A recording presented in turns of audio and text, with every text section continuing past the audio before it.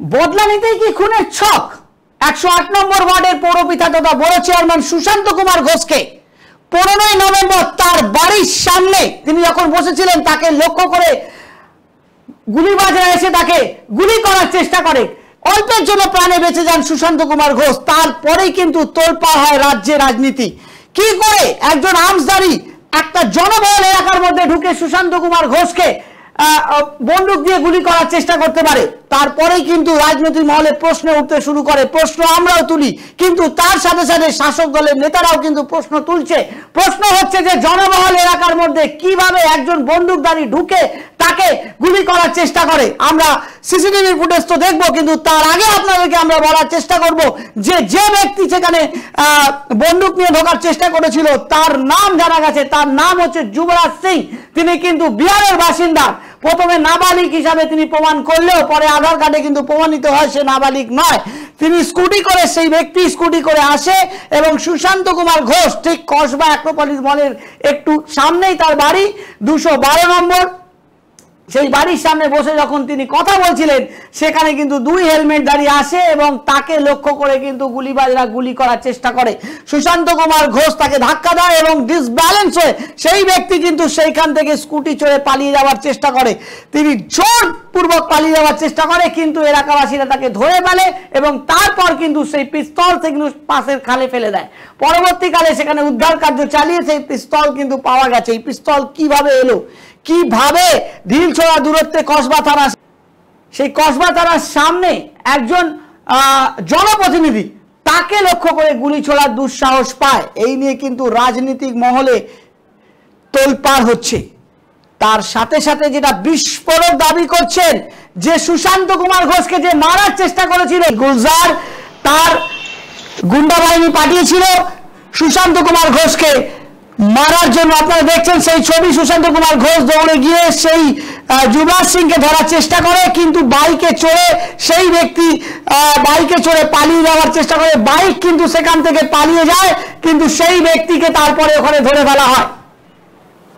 সিসিটিভিতে আপনারা সেই ছবি দেখছেন, সেই ছবি দেখাচ্ছে আপনারা আপনাদের। প্রশ্ন হচ্ছে এই গুলজার হচ্ছে তৃণমূলের মাইনরিটি সেলের সভাপতি এবং তার সাথে সাথে তিনি একজন ব্যবসায়ী। তার সাথে তার খাস লোক ইকবাল, তাকে ধরা গেছে এবং ইকবাল এর সাথে সাথে আরো নাম উঠে আসছে জুলকার।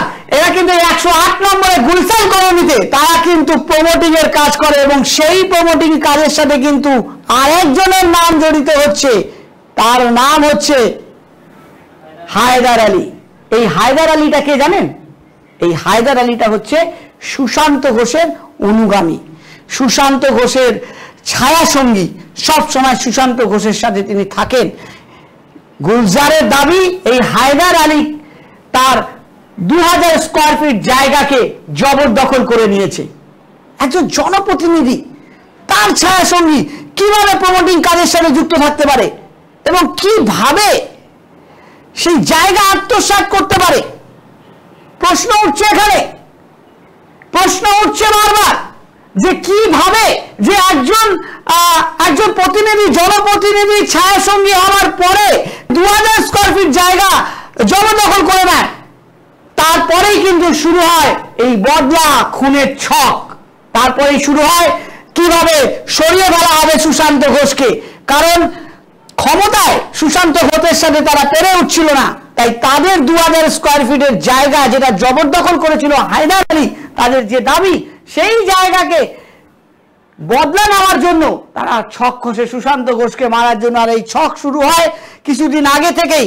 সুশান্ত ঘোষের সমস্ত গতিবিধি লক্ষ্য করা হয় এবং অবশেষে ফাইনাল হয় 15 নভেম্বরে পাকসার কাছে। এই গুলজার তার এই বন্দুক বাহিনীর সাথে কথা বলে সেখানে পাঠায় এবং তারপরে তাকে সেখানে হত্যা করার চেষ্টা হয়। কিন্তু অপারেশন যখন বিফল হয় তখন এই গুলজার পালিয়ে যাওয়ার চেষ্টা করে এবং তাকে সিসিটিভির ফুটেজে চিহ্নিত করে তাকে বর্ধমান থেকে তাকে ধরে ফেলা হয়। এবং তারপরেই তিনি বিস্ফোরক দাবি করেন যে সুশান্ত ঘোষ গুন্ডা এবং গুন্ডা পুষে রেখেছেন এই হায়দার আলীকে। এই হায়দার আলী তার 2000 স্কয়ার ফিট জায়গাকে জবরদখল করে নিয়েছে। তাই এই বদলা, এই খুনের ছক কি হচ্ছে গুলশান কলোনিতে? সরকারি জায়গা, সরকারি ভেড়ি মাটি পড়ে সমস্ত জায়গায় চলছে প্রমোটিং এর কাজ, বিস্তীর্ণ এলাকায় অবাধে নির্মাণ কাজ কিভাবে চলছে। সুশান্ত ঘোষকে প্রশ্ন করলে সুশান্ত ঘোষ কি বলল আপনাদেরকে শোনাবো। ও একটা প্রমোটার এবং সম্পূর্ণ বেআইনি কাজকর্ম করে।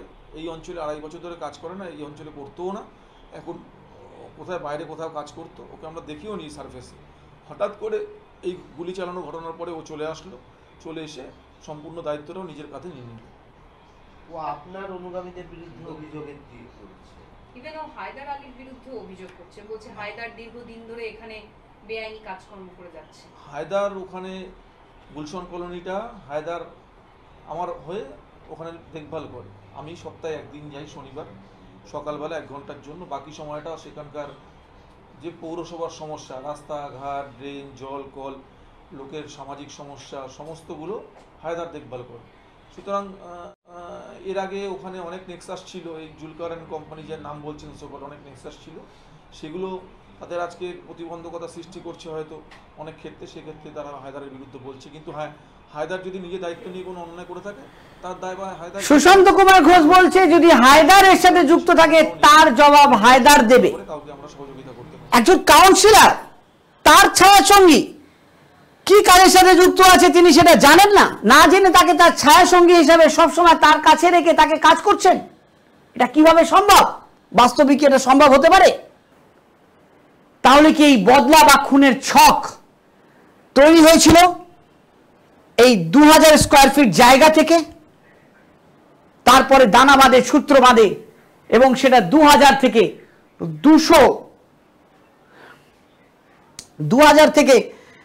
200 বিঘা সম্পত্তির ওপর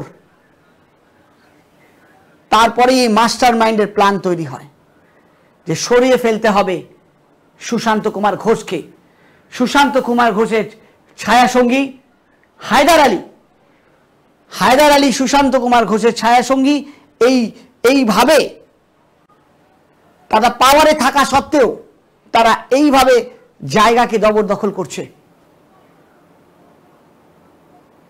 তারপরে তৈরি হয় এই ব্লুপ্রিন্ট, এই মাস্টার মাইন্ড। গুলজার বলছে, গুলজার যখন অ্যারেস্ট হয় তখন বলছে যে তার 200 স্কয়ার ফিট, তার 2000 স্কয়ার ফিট জায়গা তারা জবরদখল করে নিয়েছে, এবং তারপরে নাম উঠে আসে ইকবাল, এবং তারপরে নাম উঠে আসে জুলকারের, যারা কিন্তু এই গুলশান কলোনির মাস্টার মাইন্ড। বিঘের পর বিঘে সম্পত্তি, বিঘের পর বিঘে ভেড়ি, বিঘের পর বিঘে সরকারি জায়গাকে জবরদখল করে চলছে অবৈধ নির্মাণ। আপনি যদি গুলশান কলোনিতে যান, একটিও বাড়ি আপনি লিগ্যাল বাড়ি দেখতে পাবেন না। কাউন্সিলর কি জানতেন না? তাহলে এইভাবে অবৈধ নির্মাণ কিভাবে হচ্ছিল? দেওয়া নেওয়া ছিল, সেটিং ছিল। কি সেটিং এ আঘাত পড়তেই কি তারপরে তৈরি হয় এই ব্লুপ্রিন্ট, তারপর তৈরি হয় খুনের ছক। এবং খুনের ছক কিভাবে তৈরি হচ্ছে দেখুন, একটা জনবহুল এরিয়াতে একটা জনপ্রতিনিধি, তাকে মারতে আসছে, বিন্দু মাত্র কোন রকম প্রশাসনের উপরে ভয় নেই। বাইক বাহিনী আসছে জনবহুল সামনে একজন জনপ্রতিনিধিকে মেরে ফেলার জন্য। কি করছে পুলিশ প্রশাসন, কি করছে ইন্টেলিজেন্স আমি বলছি না, খুদ কলকাতা কর্পোরেশনের প্রশাসনিক প্রধান মেয়র ববি হাকিম বলছে, তুলছে পুলিশের উপরে প্রশ্ন। কি বলছে শুনুন। Enough is enough. আমাদের মুখ্যমন্ত্রী মমতা বন্দ্যোপাধ্যায় বারবার বলেছেন পুলিশকে যে আর্মস উদ্ধার করো, ইন্টারস্টেট ক্রিমিনালদের আটকাও। তারপরেও হাঁ করে বসে থাকা যাবে না। তাই পুলিশকে বলবো অ্যাক্ট নাও, অ্যাক্ট নাও। মুখ্যমন্ত্রী বলার পরে কেন আর্মস ঢুকছে, কি করে আর্মস ঢুকছে, ইন্টেলিজেন্স কোথায়, নেটওয়ার্ক কোথায়? এবং প্রত্যেকটা অ্যারেস্ট আমি দেখছি যে বাইরের স্টেটের ক্রিমিনাল এখানে অ্যারেস্ট। এত বাইরের ক্রিমিনাল আসছে কি করে? Where is the network? বারবার মুখ্যমন্ত্রী বলছেন। দমদমের এমপি সৌগত রায় তিনিও ববি হাকিমের সাথে কথায় কথায় মিলিয়েছেন, কি বলছেন শুনুন। পুলিশকে তো মানুষ মাইনে দেয়, পুলিশ পুজোর সময় ভালো কাজ করেছে, কিন্তু কি করে কলকাতা শহরে বিহার থেকে 9mm পিস্তল আসছে, এটা তো ভাবা দরকার। পুলিশ কি করে? আমাদের যে বর্ডার গুলো আসে সেখানে দেখার কেউ লোক নেই, আর পুলিশ কাউকে ধরতে পারে না, এটা আমাদের ভাবতে হবে। পুলিশ কাউকে ধরতে পারে না, এটা আমাদের ভাবতে হবে। বিরোধীরা বলছে না, সরকারে থাকা একজন এমপি তিনি বলছেন, কলকাতা কর্পোরেশনের মেয়র তিনি বলছেন, কিন্তু এখানেও রাজনীতি। বিপরীত কথা বলছেন তৃণমূলের মুখপাত্র কুণাল ঘোষ, তিনি পুলিশের পাশে দাঁড়িয়ে কথা বলছেন, কি বলছেন শুনুন। নিশ্চিতভাবে পুলিশ যথেষ্ট ভালো কাজ করছে। আরজি করেও দেখেছেন 24 ঘন্টার মধ্যে গ্রেফতার করেছে মূল ধর্ষক এবং খুনিকে। চারপাশে বহু ভালো কাজ করছে পুলিশ। শুনলেন তো কুণাল ঘোষ কি বলছেন?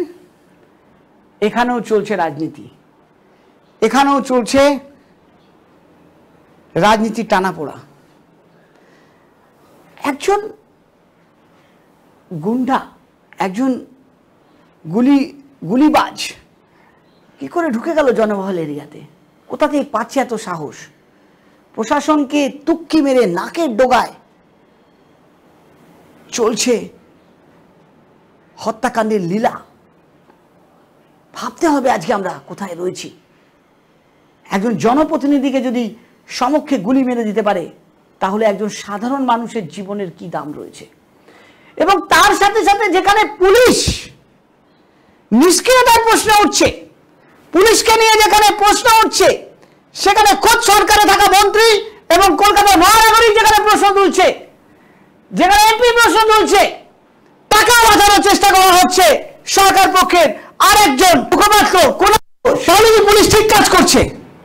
তাহলে এইভাবেই জনসমক্ষে, এইভাবেই তাহলে পিস্তলধারীরা পিস্তল নিয়ে ঘুরবে, আর যখনই তাদের পরিকল্পনা, যখন তাদের বাস্তবায়িত হবে না, তখনই তৈরি হবে ব্লুপ্রিন্ট, বদলা নিতে হবে, খুনের ছক তৈরি করতে হবে। এই কি রাজনীতি চলছে? কি বলছেন বিজেপির সভাপতি সুকান্ত মজুমদার, শুনুন। মন্ত্রী হচ্ছে স্বয়ং মুখ্যমন্ত্রী মমতা বন্দ্যোপাধ্যায়। পুলিশের উপর প্রশ্ন তোলা মানে মাননীয় মুখ্যমন্ত্রীর এফিসিয়েন্সির উপর, তার কর্মদক্ষতার উপর, তার কার্যদক্ষতার উপর প্রশ্ন তোলা। আমরা তো বহুদিন ধরেই প্রশ্ন তুলে এসেছি। তৃণমূল কংগ্রেসের নেতারাও যখন প্রশ্ন তুলছেন, তাহলে পরে এটা আমরা বলতে পারি যে এই রাজ্য সরকার তথা এই মুখ্যমন্ত্রীর উপর তৃণমূল কংগ্রেসের নেতারাও কনফিডেন্স বা আত্মবিশ্বাস হারিয়েছেন। তো স্বাভাবিকভাবে বিশ্বাস নেই এই মুখ্যমন্ত্রীর উপর, আস্থাও নেই। মুখ্যমন্ত্রীর উচিত সরে যাওয়া সেই জন্য। সুশান্ত কুমার ঘোষ, তিনি একজন পৌর প্রতিনিধি এবং বড় চেয়ারপারসন, তিনি বলছেন যে যে প্রমোটিং রাজ চলছে সে বিষয়ে তিনি কিছু জানেন না। কিন্তু এই জুলকারি দাবি করছে যে এই সুশান্ত ঘোষের অনুগামী এবং সুশান্ত ঘোষের ছায়া সঙ্গী যে সুশান্ত কুমার ঘোষের ইশারাতে চলে সেই হায়দার আলী তার 2000 স্কয়ার ফিট জায়গাকে আত্মসাৎ করে। একজন জনপ্রতিনিধি ছায়া সঙ্গী কি এইভাবে যুক্ত থাকতে পারে কোনো প্রমোটিং কাজের সাথে? তাহলে সরাসরি কে যুক্ত রয়েছে? কিন্তু যখন আমরা প্রশ্ন করলাম সুশান্ত কুমার ঘোষকে, তিনি পরিষ্কার জানিয়ে দিলেন যে এর দায় হায়দার আলীকে নিতে হবে, তিনি নেবেন না। কিন্তু বর্তমানে তো চলছে কাজ, কিভাবে চলছে কাজগুলো প্রশ্ন উঠবে না? আর পুলিশের উপরে যখন প্রশ্ন উঠছে, তখন তৈরি হচ্ছে রাজনীতি। এক পক্ষ বলছে সরকার পক্ষে যে পুলিশের এখানে গাফিলতি রয়েছে, আর অন্য পক্ষ বলছে তাকে সাপোর্ট করে পুলিশ বলছে ভালো কাজ করছে। তাহলে কে ভালো কাজ করছে, কে খারাপ কাজ করছে আমরা বুঝবো কিভাবে? আর এই বদলা খুনের ছক যদি এইভাবে পুলিশ ভালো কাজ করতে থাকে, তাহলে এইভাবে বদলা এবং খুনের ছক এইভাবে শাস্তি থাকবে বারবার, এইভাবে ব্লুপ্রিন্ট তৈরি হতে থাকবে। একবারের জন্য মানুষ প্রাণে বেঁচে গেছে, কিন্তু দ্বিতীয়বারে কি হবে, কি দুর্ঘটনা হবে, কেউ জানে না। যদি কাউন্সিলর এবং কাউন্সিলের ছায়া সঙ্গীরা যদি এইভাবেই প্রমোটিং রাজের সাথে যুক্ত থাকে, তাহলে সাধারণ মানুষের জায়গা জমি আর অস্তিত্ব থাকবে না কিছুদিনের মধ্যে। তাদেরকে সবকিছু তুলে দিতে হবে এই প্রমোটার বাসদের হাতে। কারণ যদি কাউন্সিলর গুলি খেতে পারে, তাহলে আপনি কি খাবেন? তৈরি হবে বদলা, তৈরি হবে ব্লুপ্রিন্ট, তৈরি হবে এইভাবেই খুনের ছক।